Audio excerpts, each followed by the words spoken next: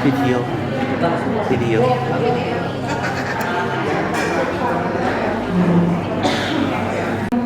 Yang mengikuti workshop pelatihan manajemen dan pemasaran PH.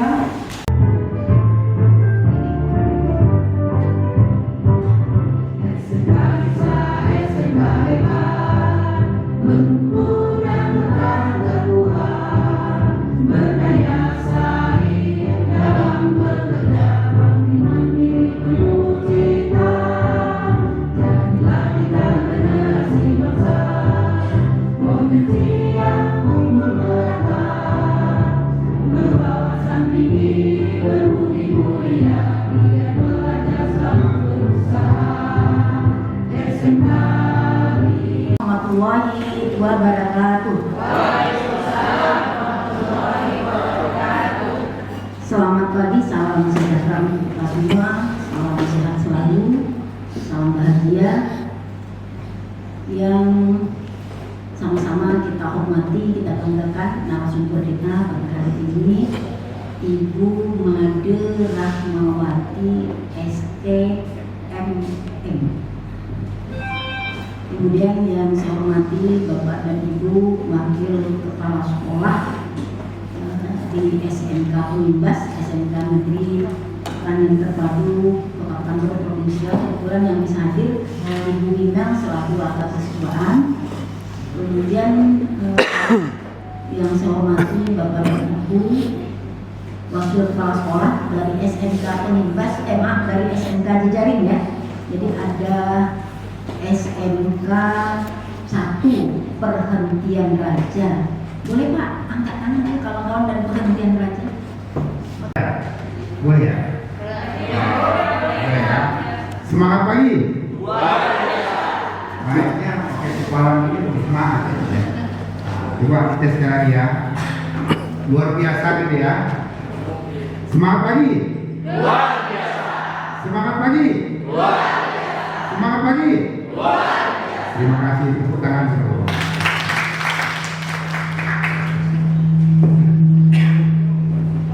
Baik, alhamdulillah di tengah-tengah kita sudah hadir ibu narasumber yang hebat ini ya, dari PCR.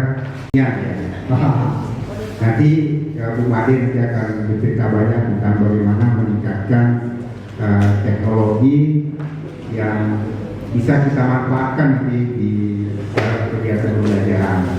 Kemudian nanti ada sesi juga, mungkin Bapak Ibu belum tahu nih bagaimana cara menghitung harga jual dari produk dari mahasiswa yang jurusan akuntansi ya.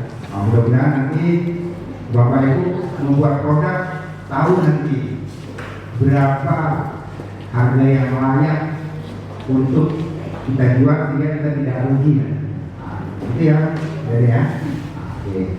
Baik, saya akan memperkenalkan. Riset itu di bidang, insya Allah kedepannya kita akan coba proyeksi tapi tidak betul saya kerjasama dengan Sinamas PT Arara Abadi. Di sana mereka bagaimana bisa mengetahui kondisi tanaman itu dalam kondisi baik atau tidak, jadi layak untuk dibibit atau tidak dari awal, sampai dengan bagaimana menjaga kondisi tanah di daerah bibitan. Kita langsung ini Bapak Ibu mungkin saya mengenalkan temanya dari awalnya Bapak, karena memang tadi saya tanya dulu di SMK 6 ini seperti apa. SMK saya baru pernah minggu lagi SMK, maaf boleh di SMK Pertanian Terpadu ini seperti apa. Seperti itu. Ternyata sudah berjalan TEPA-nya, yang memang TEPA ini bisa secara internal dulu, nanti bisa juga internal. Bapak Ibu, potensinya adalah lahan gambut. Lahan gambut ini menariknya, kenapa kita perlu kerjasama dengan industri? Karena industri paling tahu. Saya juga mikirnya dulu ngapain lahan gambut ini perlu kita lakukan monitoring, perlu kita awasi water manajemennya. Lahan gambut ketika musim hujan kayak ini Bapak Ibu itu bisa menyebabkan banjir. Kita ini sarannya mungkin kami pernah teaching, awalnya nggak teaching factory, jadi pembelajaran PBL, project based learning. Awalnya kita project based learning, apa yang ada di luar kita terapkan. Kita membuat alat monitoring, mungkin saya cerita dulu Bapak Ibu. Buat alat monitoring ketinggian muka air. Tapi kita belum kerjasama dengan industri, tadi kita buatlah alatnya. Jadi memastikan bahwa standar itu samakan apa. Nanti kalau di industri harus gitu Pak.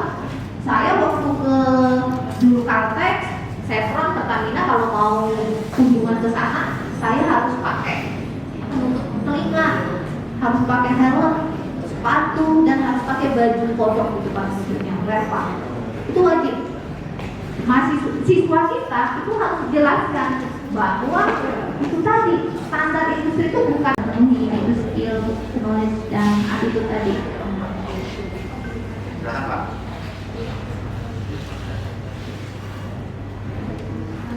Bismillahirrahmanirrahim. Assalamualaikum warahmatullahi wabarakatuh. Izin perkenalkan, nama saya Firdaus dari SMK Negeri 2 Rambah, Kabupaten Rokanhulu, sebagai SMK Sekolah Daring. Baiklah, mengenai dari tentang divisi SPEPA, kami ceritakan, kami sebenarnya sebelum negeri sekolah kita swasta di yayasan namanya SMK Yayasan Pembangunan Pedesaan atau SMK Perdes Rambah Rokanhulu yang didirikan tahun 1996. Kita masih Kabupaten Kampar dulu, baru pendaftaran Rokanhulu. Jadi dulunya kita cuma 2 prodi, jurusan agronomi dan perikanan ya, atau APPH sekarang dengan agro perikanan air tawar perikanannya. Memang waktu Pemdes dulu, yayasan dulu sudah berjalan TEFA, artinya sudah ada produk-produk yang sampai ke swalayan, ke masyarakat, ke kelompok. SMK Negeri 1 Rantian Raja. Untuk kegiatan pembelajaran kami di SMK Negeri 1 Rantian Raja, kebetulan sekolah kami ini berdiri tahun 2017 Bu. Jadi masih baru. Jadi sudah melaksanakan sistem pembelajaran. Yang pertama itu mungkin tujuan kami melaksanakan project basic learning Bu, PJBL. Jadi karena keterbatasan sarana prasarana, mungkin pada awal-awal dahulu kami melaksanakan pembelajaran hanya berbasis produk kecil-kecilan gitu. Jadi pada saat kegiatan pembenihan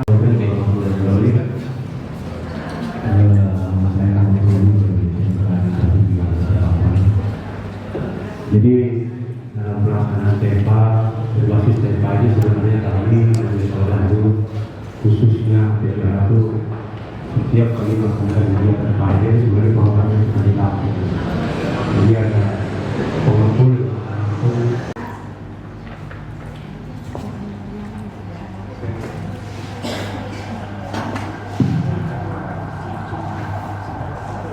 berikut ada target profit atau bagaimana cara kita menentukan harga dari suatu produk dengan keuntungan yang kita inginkan.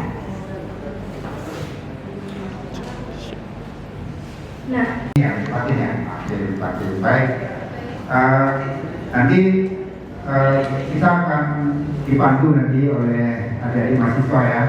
Di 1 tahun ini ada kesulitan dalam menghitungnya, mengestimasikannya. Nanti kita akan dibantu oleh adik mahasiswa dan Bu Made ya, agar supaya nanti perhitungannya itu bisa pas ya.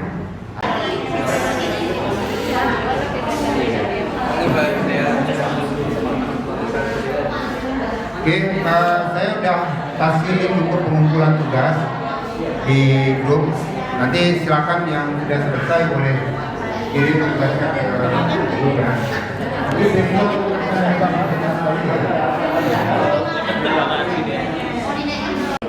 Bapak Ibu ada kendala nggak? Jadi kalau kayak sewa tanah, sewa lahan, sewa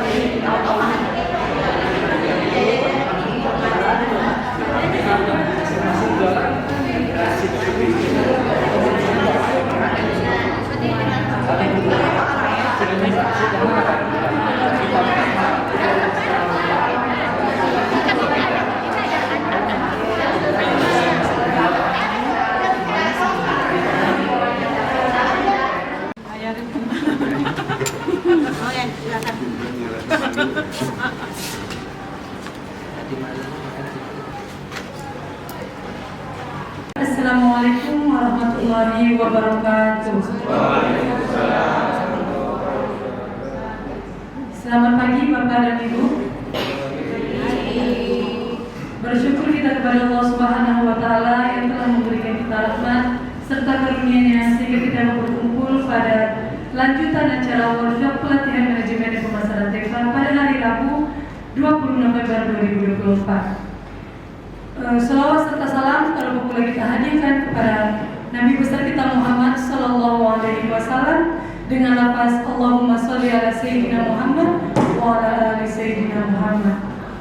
Yang sama kita hormati Ibu Wakil Kesiswaan SMK Pertanian Terpadu Kota Pekanbaru, Ibu Insinyur Wiman Krisna, dan yang sama-sama kita hormati Bapak Ahmadin Margolan selaku PIC kegiatan, dan yang sama-sama kita hormati para hadirin dan hadirat yang telah hadir pada acara London Workshop pelatihan manajemen dan pemasaran TEPA.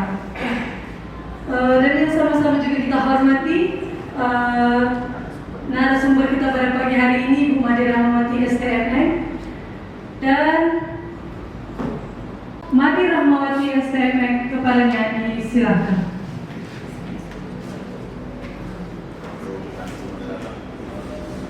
Untuk kegiatan selanjutnya akan dipandu oleh Bapak Ahmad Margolan, kepalanya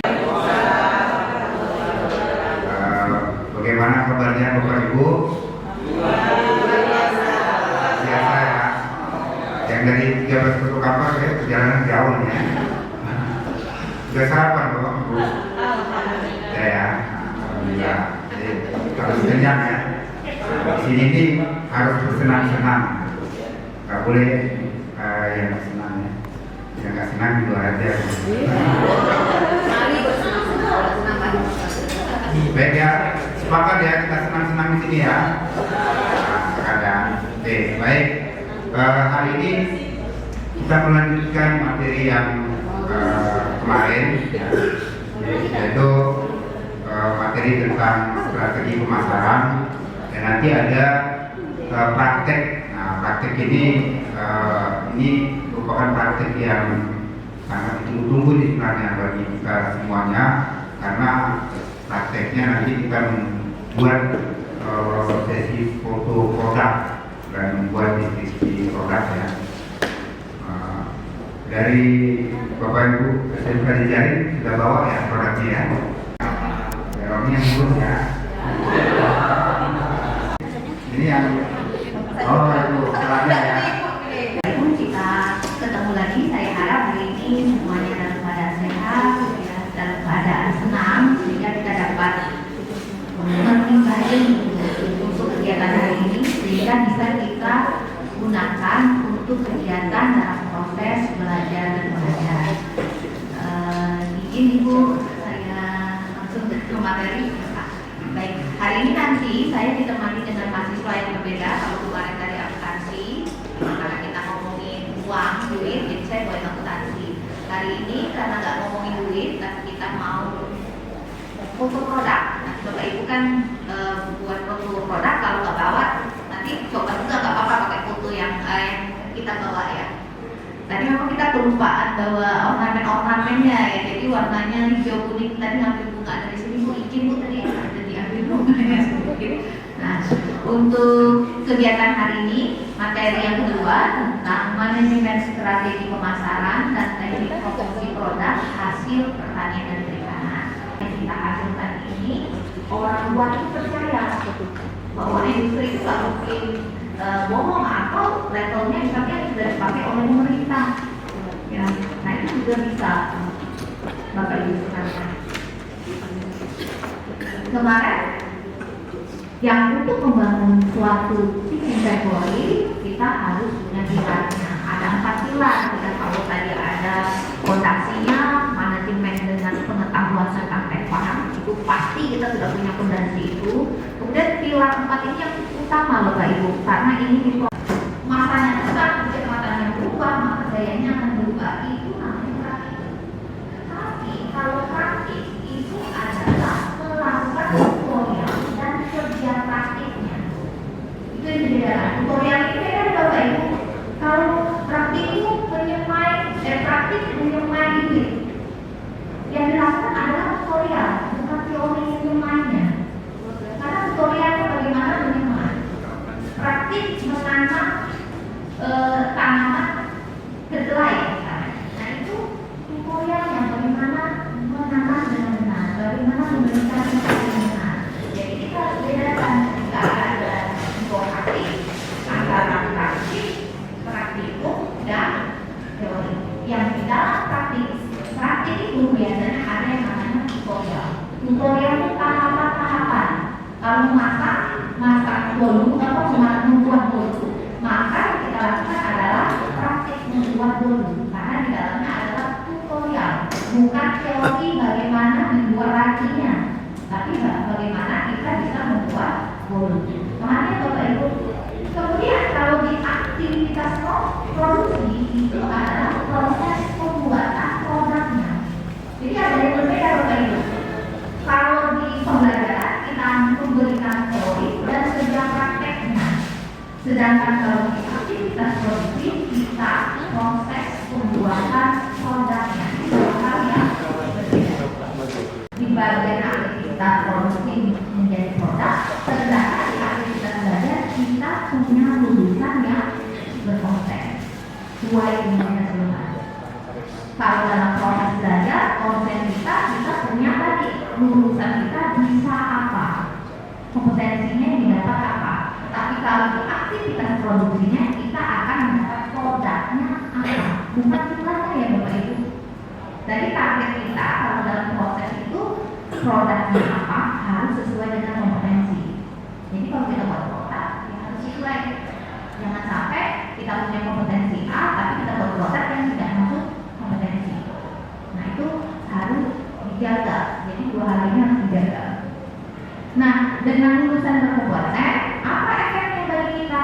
Efeknya adalah mahasiswa kita bisa menjadi pengusaha, mahasiswa kita bisa menjadi karyawan bekerja, mahasiswa kita bisa juga dengan melanjutkan studinya. Dengan adanya produk, apa yang bisa dilakukan? Dengan tahu kita kebutuhan produk, maka akan memenuhi kebutuhan internal juga kebutuhan eksternal. Jadi TEPA itu tadi saya ingatkan dari kemarin, TEPA itu tidak hanya kebutuhan eksternal, tapi kebutuhan internal yang kita bisa penuhi itu bisa disebut sebagai TEPA. Ya. Contohnya kemarin kalau pupuk yang bisa buat dari ya itu ada salah satu jenis TEPA. Artinya kita nggak perlu mengeluarkan lagi biaya pupuk, kita bisa menghasilkan pupuk sendiri dari usaha kita. Sampai sini Bapak Ibu ada yang mau ditanyakan? Ya. Nah kolaborasi dari internal dan eksternal inilah nanti yang akan menentukan produk apa yang tepat yang harus kita buat. Jadi kita boleh dari sisi internal, kalau yang belum ada eksternal kita bisa lihat dari sisi internal dulu. Ya, kalau bisa kedua-duanya kita akan menghasilkan produk yang bisa digunakan dari dalam di sekolah kita sama untuk di luar. Lulusan sama produknya. Ya. Selain ngomongin lulusan, ada produk ya. Di situ juga kita punya kualitas, sudah ngomongin kualitas. Jadi linearitasnya adalah apa? Bahwa kita punya namanya sense dari kualitasnya apa? Ya. Sense kualitasnya apa? Ya. Nanti kebutuhannya kalau di level 3 itu baru untuk kebutuhan internal. Levelnya kalau kita baru di kebutuhan internal itu levelnya adalah level 3. Dosis kita baru di level 3. Kalau Bapak Ibu membuat dosis, jadi kan ada level linearitas antara TEPA kita dan produk. Kalau produknya kita baru ngomongin kualitas dan hanya dipakai internal, maka itu adalah level 3. Untuk level selanjutnya adalah level 4 ya. Keluarannya berupa lulusan dan juga produk. Tapi produknya sudah ditambah sense of efisiensinya. Selain kualitas, kita ngomongin juga efisiensinya. Kenapa butuh efisiensi? Kalau untuk eksternal, kita ngomongnya efisiensi. Gak lagi ngomongin namanya kualitas. Kualitas pasti sudah kita ambil. Kalau kita internal, kita memastikan kualitasnya oke, baru kita bisa keluar ya Bapak Ibu. Nggak bisa kita memastikan kualitas yang belum tahu, tapi kita tidak mau untuk eksternal. Tapi kalau internal, ya, artinya produk kita yang dihasilkan kita menjamin kualitasnya dulu. Kalau kualitas sudah terjamin, baru kita ngomongin efisiensi. Efisiensi itu karena kalau mau dijual keluar, kita harus ada kemarin ya, tahu saingan kita berapa. Saingan kita seperti apa, kalau kualitas sudah jamin sama di kualitasnya, kita sudah internal, kita sudah sudah tinggal efisiensinya. Selanjutnya kalau mau dilihat levelnya, ya kita akan yang namanya inovasi. Sampai sini ada yang mau ditanyakan? Ada yang mau bertanya? Saya lanjut ya Bapak Ibu, kalau tidak ada. Nah, Bapak Ibu, tolong dipastikan produk PEVA yang kita hasilkan ini punya dua karakteristik ini. Jadi pastikan bahwa produk PEVA yang kita hasilkan punya dua karakteristik. Yang pertama, dalam proses pembuatan tercantum pelatihan untuk peningkatan kompetensi peserta didik. Jadi kalau produk ini yang kita hasilkan ini tidak meningkatkan kompetensi atau di luar kompetensi yang kita inginkan, maka itu tidak bisa menjadi produk PEVA andalan kita. Berarti produk ini bukan produk untuk PEVA di sekolah kita. Ya. Kemudian karakteristik yang kedua, ya, keduanya dibutuhkan juga secara internal, eksternal maupun keduanya. Jadi pastikan produk kita ini bisa dibutuhkan internal, bisa untuk kebutuhan eksternal, atau bisa untuk kedua kebutuhan. Jadi karakteristik PEVA ini harus punya dua, ini harus punya di produk yang kita hasilkan, terutama dalam bentuk peningkatan kompetensi. Kemudian dalam pembuatan produk, kalau produk kita buat hanya untuk sekedar sampah, gitu. Kalau kita di PKR itu ada namanya kita buat produk tapi jadi sampah teknologi, cuma ide-ide saja, jadi tidak. Ya. Kalau hanya untuk kompetensi saja, belum. Tapi bukan itu PEVA.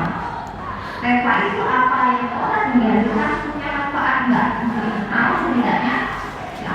Atau ada manfaat dari internal tapi dibutuhkan di eksternal, atau ternyata bisa di internal dan juga eksternal. Contohnya kalau saya di Politeknik itu ada kebutuhan eksternal yang pakai, itu nggak pakai kan? Itu sudah PEVA. Memang kita memiliki kebutuhan eksternal dan ada juga kebutuhan internal yang tidak dibutuhkan eksternal. Nanti seperti apa kita lihat contohnya. Itu apa yang internal itu sebenarnya kira-kira. Ini Bapak Ibu karakteristik produk PEVA tadi yang harus punya kompetensi peserta didik, harus punya kebutuhannya baik internal maupun eksternal. Irisannya bisa dilihat Bapak Ibu, harus memenuhi tiga itu. Luar kalau kita beli itu tidak efisien. Kita mengeluarkan budget yang cukup besar. Berdasarkan analisis kita bisa nih buat hukum. Itu ya Bapak Ibu, analisis kita juga dulu. Gimana caranya? Setelah dianalisis, oh sisa-sisa sayuran itu kan biasanya kalau kita habis produksi ada yang dibuang, ada yang mungkin sisa-sisa tanaman sayur ini kan namanya pertanian ya Bu, subur-subur, banyak daun-daun, banyak apa. Nah, kita punya itu kita bisa hasilkan, itu bisa jadi kompos. Makanya analisis Bapak Ibu, kita yakin kita bisa buat kompos. Produk ini pasti bisa dipakai di internal. Berdasarkan analisis, ada yang tanaman konvensional, bukan hidroponik yang masih kita lakukan mungkin untuk semester 1 misalnya, mereka baru belajar menanam secara konvensional, maka butuh pupuk. Analisis itu dibutuhkan. Berdasarkan analisis memang butuh, dapat. Secara kos jadi murah, tidak mengeluarkan lagi namanya biaya pupuk. Kita bisa ganti di pupuknya ke yang lain. Itu namanya analisis ya Bapak Ibu. Kemudian poin yang kedua, decisionnya adalah karena quality. Ya, produk ini bisa kita hasilkan karena kualitasnya oke. Secara kualitas kami bisa buat, kami pastikan mudah, bisa diproduksi, kualitasnya kami jamin sama seperti di luar. Ya, karena itu bidang pertanian pasti tahu ya Bu, kalau saya mudah-mudahan itu agak takut Bu, sama cacat. Ya, kalau Tapi kalau ketemu cacing kan saya, waduh nggak jadi nanam gitu ya. Makanya padahal ada cacing harusnya bagus ya. Tapi udah cacing besar-besar itu takut Bapak Ibu. Nah itu decisionnya kan quality decision, saya memastikan produk yang kami hasilkan ini punya kualitas. Ya. Dan tidak rumit ya. Berarti kan pembuatannya gampang, tidak rumit, dibutuhkan. Nanti kegiatannya seperti itu. Ya. Maka itu bisa sebagai produk dipakai internal. Ada decision itu. Bisa jadi Bapak beli pupuk, tapi bukan untuk menggantikan pupuk yang ada. Setidaknya tetap ada pupuk yang dari luar, kita juga pakai untuk daun. Ya, biasanya gitu ya, nggak langsung diganti ya. Karena kan proses buat pupuk itu nggak langsung simsalabim hari ini jadi gitu kan ya Bapak Ibu. Nah, makanya prosesnya ada keputusan membeli atau membuat. Kompetensi siswa kita itu namanya unit bisnis. Ya, makanya di sekolah itu ada unit bisnis, ada yang unit memang untuk tema aktivitas. Ya. Bapak Ibu, contohnya di saya contohkan temanya di bidang pertanian atau perikanan. Ya, kalau yang kemarin di sekolah SMK, apa yang ini ada akuntansinya? Yang di sini ada ya? Nah, itu ada akuntansinya. Bapak Ibu bisa buat ya satu bidang kompetensi yang bisa menunjang semuanya. Misalnya di sini saya contohkan mau membuat minimarket SMK, tapi berhubungan dengan yang namanya pasar sayur dan buah, sayur dan ikan segar. Kita buat untuk minimarket, ini pasti dipakai semua, baik dari yang perikanan maupun yang pertanian maupun yang akuntansi. Karena kita mau membangun minimarket, isinya ada pasar. Kalau kita ada pasar buah ya di sini, nah kita buat pasar sayur dan ikan segar. Gimana ya saya? Karena kita sudah tahu paket yang bercanda yang datang bercanda kuliah yang segar juga ada. Apa yang dibutuhkan? Kita butuh etalase. Etalase apa? Etalase untuk ikan dan juga untuk sayur. Kalau Bapak butuh minimarket kan butuh itu ya bagian dalamnya. Butuh itu. Di etalase ada yang jalan di market itu siapa yang jadi pangsa pasar kita? Konsumennya siapa? Bisa jadi di dalam. Siapa? Guru, siswa, itu internal. Market yang kedua ada konsumen ring 1. Nah, kalau ring 1 ini tadi stakeholder-nya ya, semua warga yang pernah menjadi warga sekolah atau pihak lain pemerintah. Ya, itu bisa sebagai konsumen ring 1 kita. Ya, bisa jadi di sekolah ini ada bertepatan dengan orang guru yang bukan guru dalam ini ya Bapak Ibu. Itu bisa jadi sementara warga kita.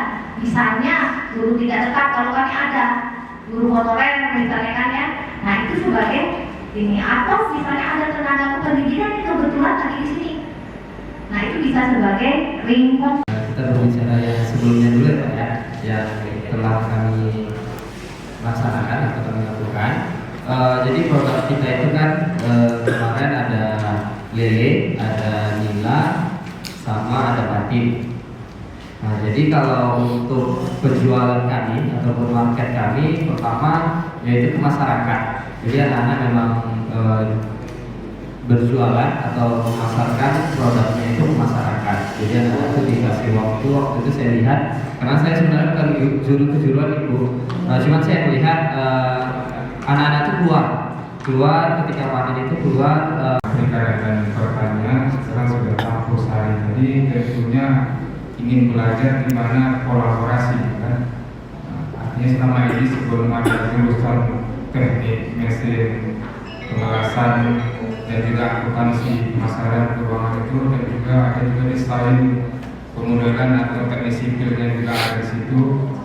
Jadi bagaimana nanti kira-kira ada minimarket itu kan didesain oleh orang teknik sipil pengelasan, nanti ada TKR-nya gitu kan, pengelasannya, lalu juga nanti desain untuk publikasi dan juga poster dan sebagainya juga ada desain desainernya gitu kan.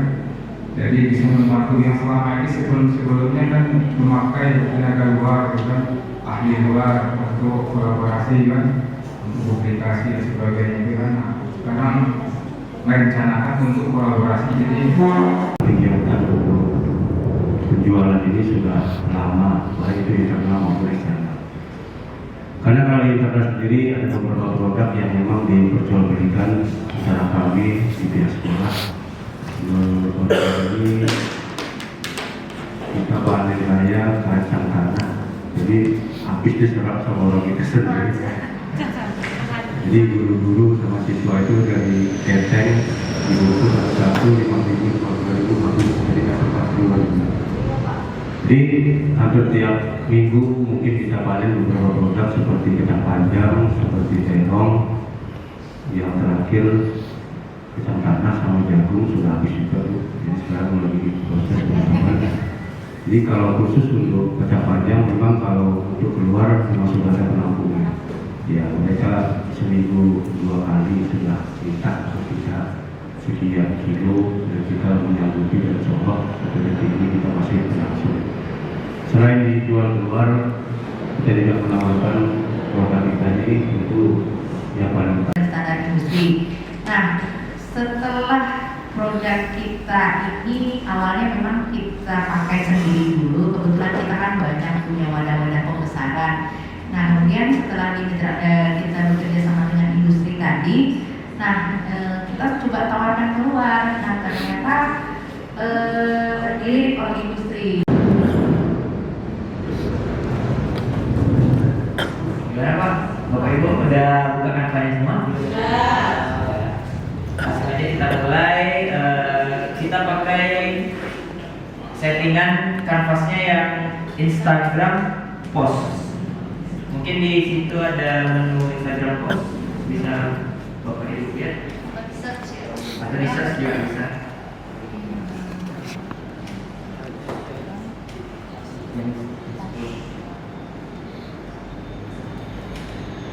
Nah, kita pakai yang ukuran 1080 kali 1080 pixel. 1080 kali 1080 pixel. X. Research kalau nggak ada di Instagram post, pilih yang 1080 kali 1080 pixel.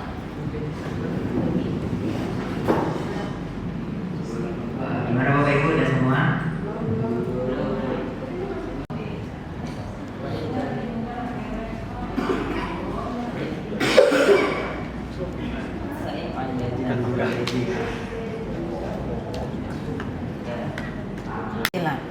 Pilih foto produk yang mau kita edit. Itu kok udah muncul? Ini dia. Tak nampak barang di sini dong. Upload file Dan pilih device. Kalau memang di kamera, tadi kan kita fotonya di kamera, Iya. jadi kita ambil lagi device. Kalau Bapak Ibu punya filenya di Google Drive, Bapak Ibu bisa ambil di Google Drive. Yang di drive. Kalau ada di Dropbox, bisa di Dropbox.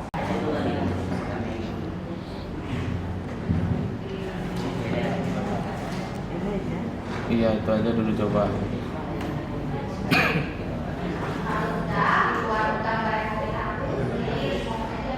Nanti ada proses Itu baru pindah sini. untuk hapus background. Sampai selesai aja. Tengok geledak dia. Itu ya. hilang backgroundnya tadi. Oh background ini latar ini hilang latar. Ya hapus aja ini. Apa yang ditambah-tambah lagi? Kan kita nyoba tadi. Itu akan masuk ke dalam jaringan yang nanti akan kita tambahkan setelah ini. Begitu. Ada yang nggak hilang nggak backgroundnya Bapak Ibu? Apa hilang semua?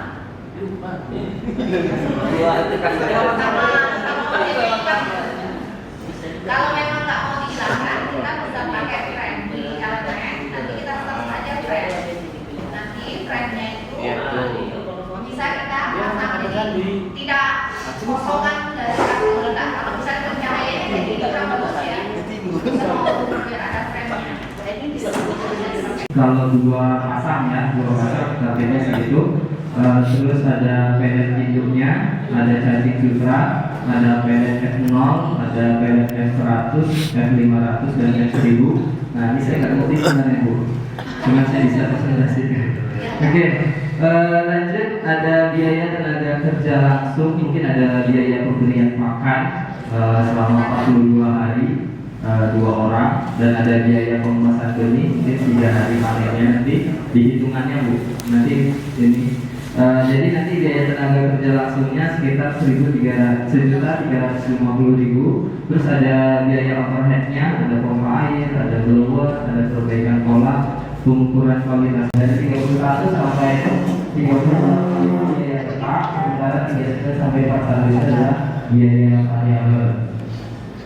Nah, ini lanjut kita ke harga jual dan estimasi penjualan. Harga pokok produksinya kan ini tidak ada 53 rupiah. Nah ini sama jadi 100% karena 100% 160 rupiah satu ekor, ya satu ekornya. Terus estimasi penjualannya di situ perkiraan penjualan per bulannya 80.000 ekor, harga jualnya tadi 106, maka total penjualannya 8.164.000. Nah 80.000 itu ya. Nah kemarin udah coba katin. Nah terus titik impasnya, jadi kalau kita lihat titik impasnya itu kan nanti di sini kita melihat. Nah biaya tetapnya kita ambil tadi dari yang 31 sampai 38 tadi ditotalin jadi 2.390. Nah nanti dibagi, ya itu dibagi dengan B3 ya, biaya tetap dibagi dengan B2 harga jualnya kurang B4, nah jadi 100. Jadi ya kan termasuk ya biaya yang dibutuhkan untuk mengangkut benihnya. Transportasi nggak ada juga. Kalau beli benih itu nggak dapat plastiknya ya? Bukannya itu Pakai plastik atau pakai plastik? Pakai plastik kalau dia. Ini benih kan langsung. Jadi kalau yang beli pakai biasanya pakai kecil. Iya. Oh berarti nggak perlu ya, nggak perlu plastik ya? Oh ya. Pakainya dia biaya keras. Berarti Biasanya jarang ya kalau kita beli bawa sendiri Pak. Kita beli dikit aja di plastikin dan Pak. drum kecil punya agen ya? Oke nanti dibagi ya karena banyak. Nah berarti nggak perlu plastik ya? Oke. Transportasi nggak ada. Jadi terima kasih Pak. Mas tambahkan itu aja. ya, Pak. Bisa jadi besok kita siapkan juga, nggak tahu ada masanya kita pakai pastikan kita kirim misalnya orangnya kan. Nah, bisa diposisi, tetap diapakan masa Masuk ke dalam paketnya. siap. Oke. Kira-kira dari kawan 16 ini aja berarti ibu sudah kembali modal. Kalau keluar 100 juta, berarti 100 juta itu udah balik lagi nih Bu. Kalau ibu jual 116 juta. Kalau yang variabel ini tahu ya Bu, biaya tetap. Kalau biaya variabel dibagi unit ini yang ibu hasilkan yang 300 ribu kan? 3.000 kilo. Nah gitu. Jadi ibu kan punya 116, ibu balik ke tugas harga jual dan estimasi. Nah ini jangan 25 ibu. Ibu buat misalnya smk.belajar.id, SMK-nya lupa dong. Ibu buat misalnya ibu mau 2.000, ibu mau 200 kilo, atau yang kali 200 kilo. Nah bisa ganti 200 kilo ya. Ibu kalau jual 200 kilo, 200. Nah ibu nanti dapatnya sekitar 180. Tapi kalau ibu yakin semuanya nanti. Ini nanti bisa dicek lagi. Bukan yang memasukkan sendiri tuh Pak. Masuk sendiri ya? Sendiri ya dia tadi yang berarti Kalau ada artinya biaya variabel ini biaya bahan baku itu masuk variabel atau tidak? Nah itu sekarang dulu. Harus masuk bahan baku biaya tenaga kerja langsung, artinya biaya tenaga kerja langsung itu ketika dipakai, ketika kita berproduksi itu dipakai, ketika kita tidak berproduksi itu tidak dipakai. Nah, dan itu termasuk ke biaya variabel. Nah overhead itu yang biaya yang variabel. Kalau pengertian yang kemarin ya. Nah, itu biaya. overhead itu bisa ke bawah. Maksud saya memakai biaya bahan baku. Biaya overhead itu ada dua Pak, biaya tetap dengan biaya variabel. Nah, ya.